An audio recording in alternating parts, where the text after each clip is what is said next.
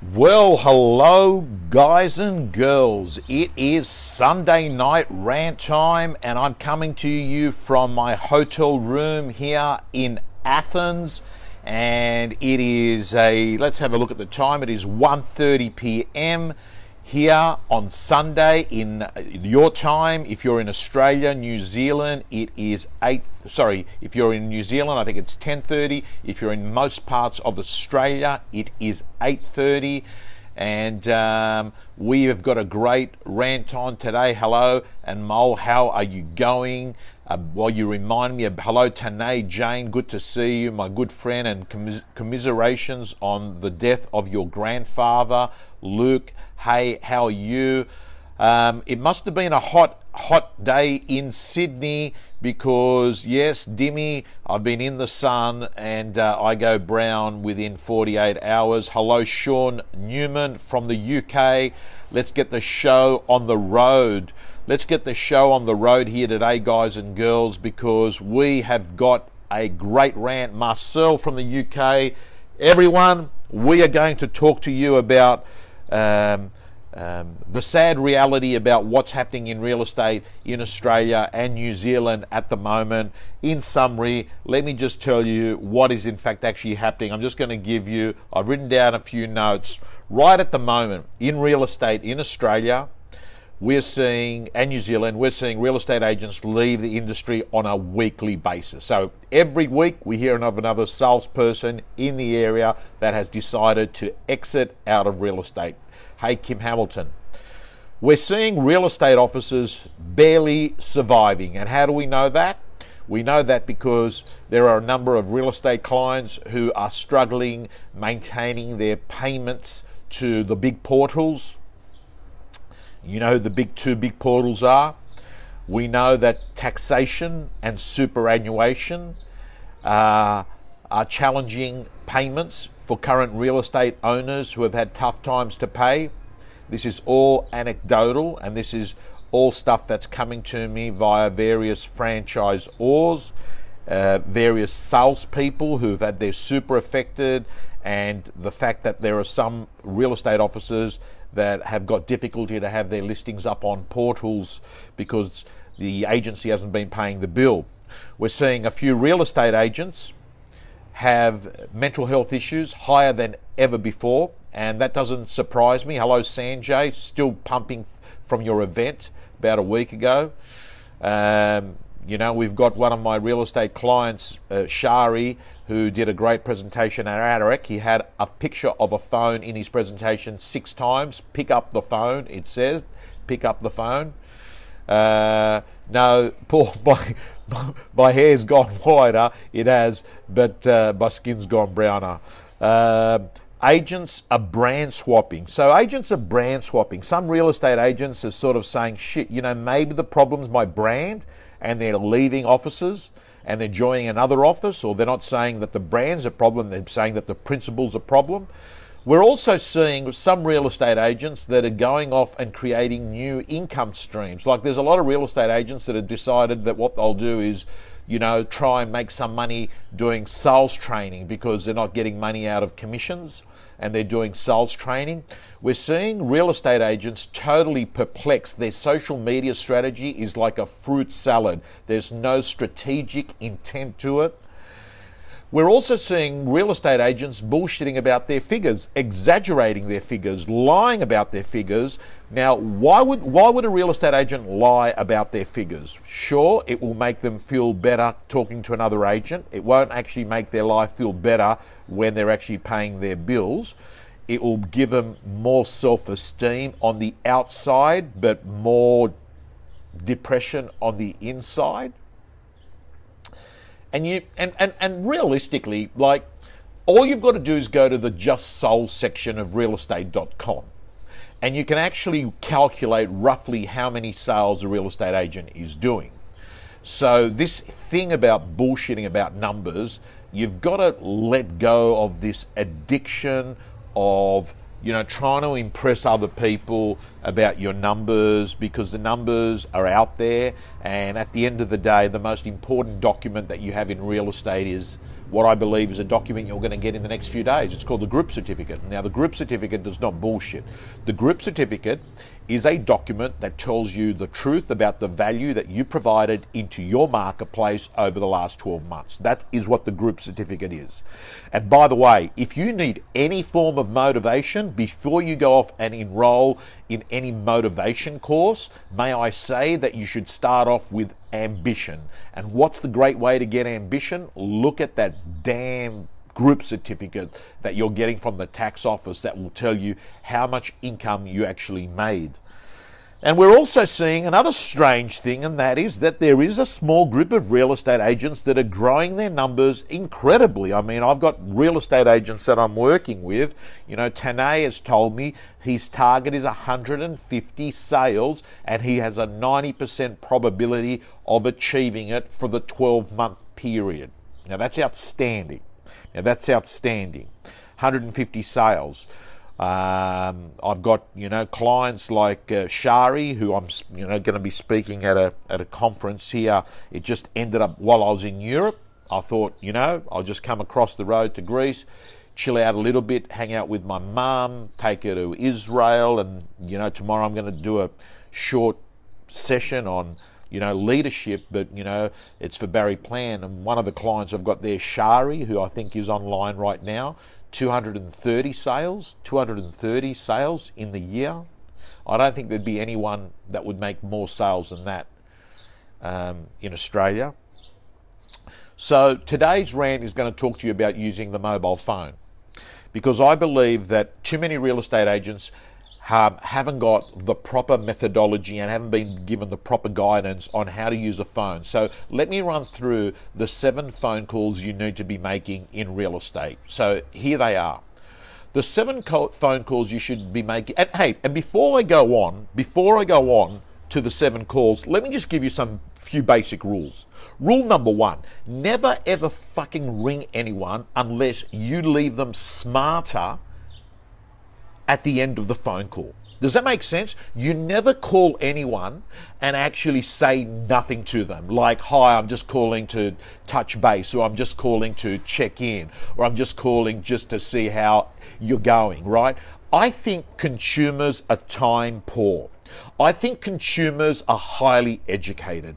I think consumers don't give a fuck about real estate agents. So I think what you've got to do is make sure that your calls that you make are value-added, provided calls. They've got to leave that person that's listening to you come off that phone call and say, shit, I'm happy I answered that. Right? Hey, Bernard. So here's a couple of other rules on using the phone. Never call without a reason, number 1. Number 2, powerful lists equal powerful results. Powerful lists equal powerful results. You've got to make sure that you've got the list of people you're going to call before you start calling them. Hey, Mark Novak. Number 3, try and call by segment. Because what it does is it gets you in the frame of mind that today I'm making these calls. Today I'm making expired listings calls. Today I'm making calls that are people that have previously appraised their properties. Or today I'm doing, yes, I'm staying at the Electra Palace. You have got it. Whoever nailed that, how on earth you've been able to work out the room that I'm staying? That's where I'm staying, Electra Palace in Athens. Or today I'm calling anniversary calls, all people that have done business with me previously and an anniversary call. So you call by segment. Or today I'm doing my just sold calls. Everyone that came through a property that I sold, I'm calling them back to let them know the result. So the other thing I'll say that I think real estate agents really struggle with is that what they do is that when they're calling, they've got multiple devices open. They've got a computer screen open. They've got an iPad. They've got their phone there. And they're being bombarded by this new media. Like if you think about it, between Facebook Messenger, text messages, emails, Facebook notifications, Insta, LinkedIn, right? What actually happens is you're being bombarded. Everyone wants your attention. But your attention shouldn't be going to those people. Your attention should be going, bam, to the person that you're speaking at. So I would say one of the secrets is that you should have all devices turned off, and with pen and paper write notes at the end of each call, and then at the end of the call session, so let's say you've done 2 hours of phone calls, what you do is you enter into your database the result of the conversations of that call. You don't do it as you're going along, because I think what actually happens is it gets you off track of being in the momentum of going through the calls. So let's run through the calls that you've got to be making. The first one is the just listed call. So when you list a property, what you do is you call buyers, your hot 25 buyers. You call those buyers and you let them know, hey, I've just listed it. You also call people that are in your database that you have appraised the property, and you let them know of this new listing you've listed, and that you're going to also be calling them back to let them know what it sells for. This is called nurturing your database. So I'll repeat it. The just listed call goes to buyers, but it also goes to people that are people you've done appraisals for. So you do that. The second thing is the just sold call. The just sold call is a call that you make to buyers that have inspected a property and it has now been sold, but you are also calling people in your database that it is relevant to. So you call them and you say, hey, letting you know 56 Forbes Street, Newtown has just been sold. It is a comparable property to yours. It sold for $1,055,000, and I wanted you to know as soon as the deal was done, right? So what you've got to do is be the educator of your marketplace. Now, if you're not listing and selling a lot of properties, may I suggest that you call about other agents in your property, in your office's listings and sales, or even your competitors, guys and girls, even your damn competitors. All you want to do is be a value-added provider. Show more, do more, give more. The next call that you're calling back is your open for inspection calls. Now, your open for inspection buyer calls, these are people that come through an open home and you're calling back. Let me run through on how you handle these people. These people here, the way you handle them is you call back either on the Saturday afternoon if your opens are on a Saturday, or you can do it on a Monday. Saturday I prefer because you're interrupting a lot of people. You're right. Other agents aren't going to call them back, or they're going to call Monday, Tuesday. But you've also got to do what I call the second round calls. Second round calls. The people that you missed out the first time you rang them. And then there is what I call open for inspection day 10 calls. Open for inspection day 10 calls. You call them. By the way, anyone that is a real estate gym member, can I tell you, in the real estate gym, I've actually got Tom Hector system to phone calls. I've actually got each phone call and the exact scripts and dialogues. We did interviews with Tom Hector a number of times in the real estate gym, one of the great speakers of AREC and one $1 million agent, and you should get this guy out to come and speak to your office if you're ever looking for a keynote speaker. But he's been kind enough to have his system. When he started out, the actual words he was using for each of these calls. So guys and girls, let me move on.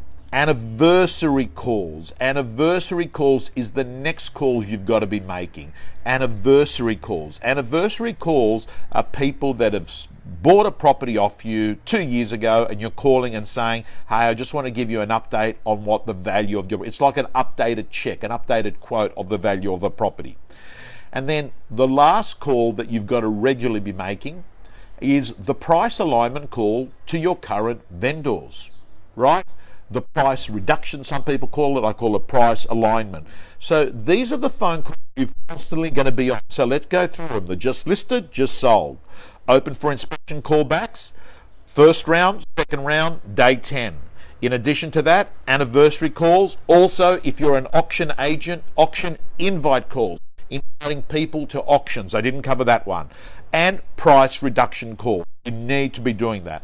And while what I'd like to let you know, guys and girls, is that in the real estate gym, I have the system and the scripts and dialogues for you to be making all those calls. And it actually talked about, Tom Hector has actually been kind enough to actually give me the document that he was using when he was building up his business, and he actually didn't have people to call, which is another issue, because I think what actually happens is the calls that you shouldn't be making is this one: cold calling people that you've never ever met, trying to get a damn appointment. This fucking ridiculous activity of people saying, oh, I did 120 calls but nothing happened of it, because it's really simple. The quality of the calls is got to be super critical. Are they warm calls or are they cold calls? If they are cold calls, understand you are playing the lottery game, and you're far better off going out into the market and doing door knocking and meeting people face to face, or acquiring some sort of information list, like Tanae Jane, who's on the rant right now, will tell you that Ownership Data was the software that he was using when he started off. He found that that was the most effective system for him to be using. And gang, I've got to say to you, to me, real estate is dramatically changing now. And the reason why it's dramatically changing is that, the portals like realestate.com and domain.com have created a commodity dungeon in real estate. What they've actually done is created a perception out there that real estate agents actually don't have such a valuable role in real estate, because most of the value will come by the fact that a buyer is going to see it on realestate.com or domain.com. So what we've got is this commodity dungeon, and what you've got to start doing is to become the easiest real estate agent in your marketplace to be dealing with. And how do you do that? And why do you need to do that? Because I've got to tell you, consumers are time poor, they're tech savvy, they're highly educated, they want all the info. They want to go online, and they want to be able to see online things like floor plans. They want to look at the rates, they want to look at strata fees, they want to look at every piece of information. And it's because the world has now given them the information at a hand of a keyboard. Do you understand that? And you know what else they want? They want sold prices quickly. That is what consumers want in 2019. So let me just give you a bit of information that I think is going to help you become the agent in the marketplace that is going to have the less friction, and it's going to be the easiest to deal with. I think what you've got to be doing is have more information than anyone else online. The second thing is, like Mark Novak says, Mark Novak uses Decred, and I can't get over the amount. Lisa Novak is telling me on social media, she won, congratulations, she won the Women's REB Innovation Agent of the Year, and that follows the Novak Innovation of the Agent Award that they got last year as an office. Now Lisa's got it, and they're using social media now to bloody list and sell real estate, right? They're selling houses off Facebook. But I think one of the biggest things that you've got to do to become the easiest agent to work in the marketplace, Tanae Jane has just added WhatsApp stories works too as well. You've got to be doing same day turnaround proposals. You go off and look at a property, you don't turn around and say, let me come back to you. You come back with a proposal the same day. That is what we live in. The currency is speed now in 2019. Couple of quick game changers that I think are going to be really useful. If you don't want to be in that group, that depressive group of real estate agents I spoke about at the start of this rant, where I said that, they're struggling, they're leaving, they're anxious, they're depressed, do this stuff.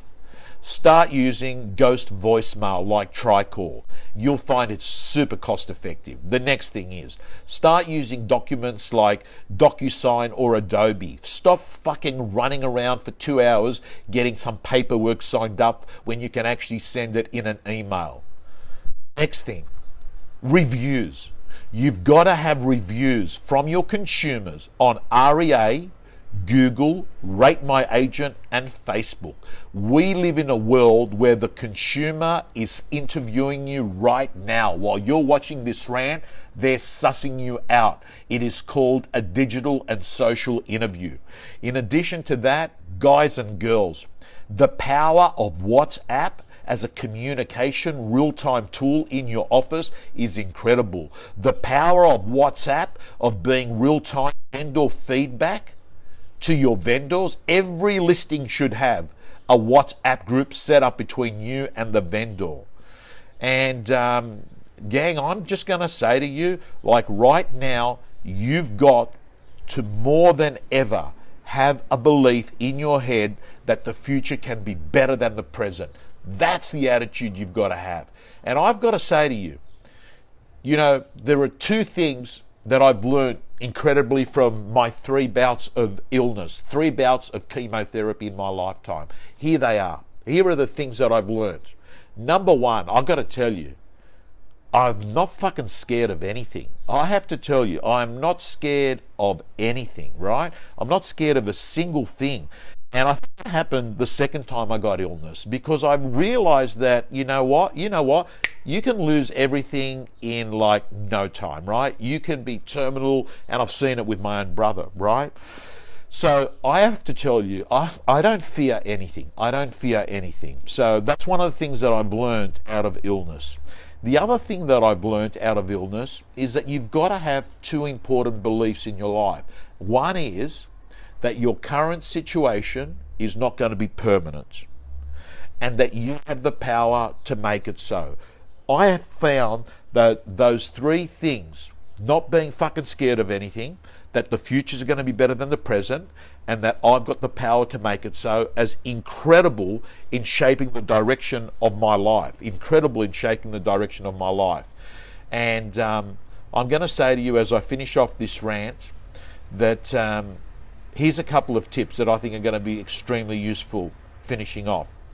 I think what you've got to really do is think to yourself, if you were starting real estate today, knowing what you know today about your current business, what would you keep? What would you change? And ask yourself this question: what am I not taking action on today? What am I not taking action on today? Right? Like, man, I've got to say to you, fucking ambition gets you started. Fucking action gets you going. Habit keeps it happening. That is what you need to be doing, guys and girls. That is what so let's get this right. Ambition, it gets you going. Action is where the fucking value happens, and then habit makes it permanent, so you don't have this up and down fucking real estate looking like Dolly Parton's boobs, if you know what I mean, right? You've got to avoid the Dolly Parton boobs in real estate. You've got to avoid that, guys and girls. So gang, I want to thank you from the bottom of my heart for the thing that you do. I want to let you know that the Real Estate Gym closes its doors for the financial year tonight. If you're not a member, Susan's put the link on there. It's easy. Go to realestategym.com.au. It's about 2 coffees per week. That is the investment. And what you're going to get in there is what I spoke about today were the scripts and the dialogues on the system. It's about a 25-page document, the Tom Hector system. It is in the Real Estate Gym. But it's not only that. I've got, the great work from Matt Steinway. I've got the great work from Adrian Bowe. I've got John McGrath's work in there. I've got the ARIC interviews of the speakers. I've got hundreds of forms and templates and checklists to run a process-driven business, not just this energy-driven business. And I've got to tell you, in 12 months, I guarantee you, you wish you'd started today. Michael, well done. You've signed up 10 minutes ago. And by the way, if you've signed up, make sure you apply to join the Real Estate Facebook page, because that is a private group that you need to get signed in access. You need to request it. So yeah, there is so for those of you that are on this, there is a private Real Estate Gym Facebook page where only Real Estate Gym members have access to. Guys and girls, on that point, I'm going to sign off. Stephen, I love you. I love you all. God bless you. Speak soon.